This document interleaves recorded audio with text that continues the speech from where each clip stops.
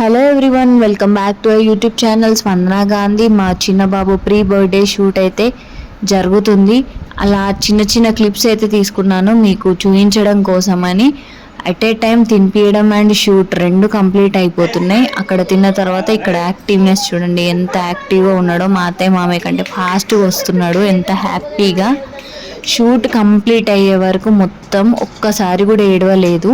చూడండి, మా అత్తయ్య మామయ్య వాళ్ళ రూమ్లో సెటప్ జరుగుతుంది షూట్కి, అండ్ నెక్స్ట్ మా రూమ్లో జరిగింది.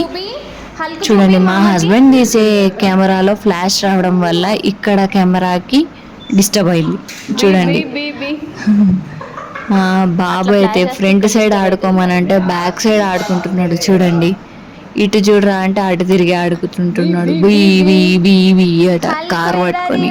అన్ని కార్సే, టాయ్స్ అన్నీ ఎంత వేసినా కూడా ఒక 50% టాయ్స్ కూడా వేయలేదు కనీసం అక్కడ.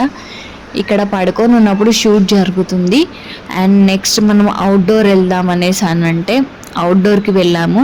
వెళ్ళగానే మాకు ఫస్ట్ కనిపించింది స్నేక్. చూడండి ఎంత పెద్ద స్నేక్ ఉందో. పార్క్స్లలో పిల్లలు వెళ్తారు, జాగ్రత్తగా ఉండండి.